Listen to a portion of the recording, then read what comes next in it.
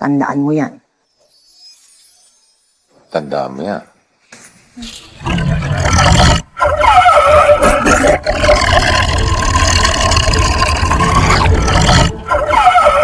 Napakalaga girl na pwede mong ikiyak upang akit matsura ang mga etno.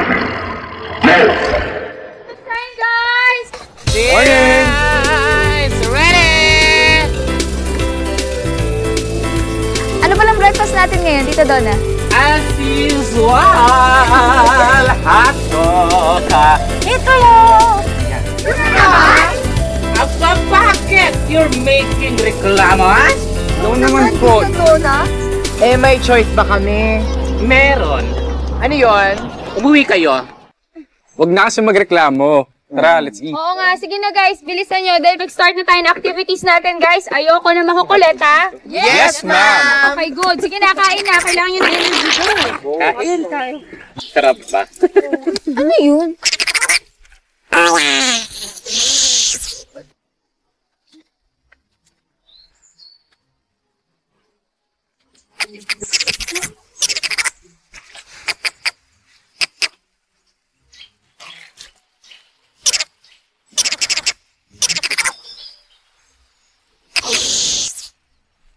Oh.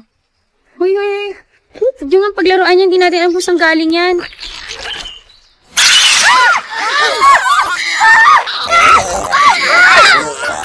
Ay, Daya!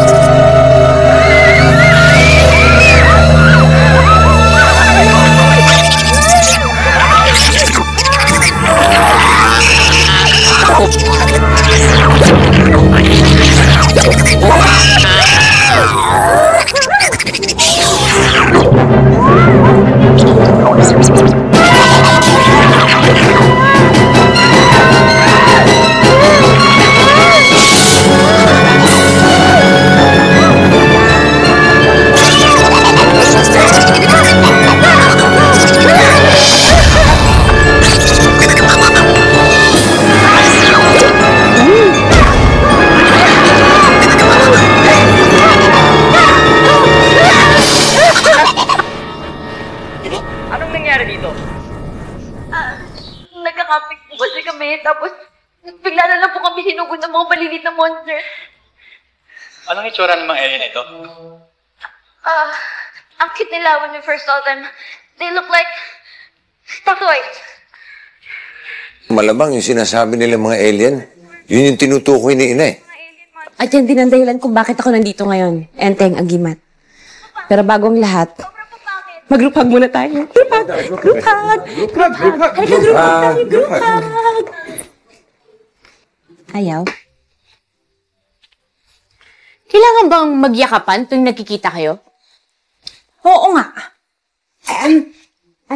Ay, pasensya naman. Ano lang, addict lang sa group hug. Hindi na nakakatuwa. At saka, napapadala sa ata ang pagdala mo, Prinsesa Angelina ng Diwatara. Alam mo na? Oo. Ang hindi ko lang alam ay kung may asawa ka. Ay, wala. Wala nga eh. Kasi wala akong makitang kasing giting, kasing gwapo at kasing gentleman ni Enteng at ni Agimat. Di ba, no? Kaya ba sa Diwatara ay sadyang malapit sa mga lalaking may asawa na? At normal ba sa inyong maging insensitive kahit may naiirita na sa inyo? Mabuti pa siguro kumain na tayo, Agimat, di ba? Tama. Kumain na muna tayo. Tara, tayo na, bilis. Ami! Paghain mo na sila!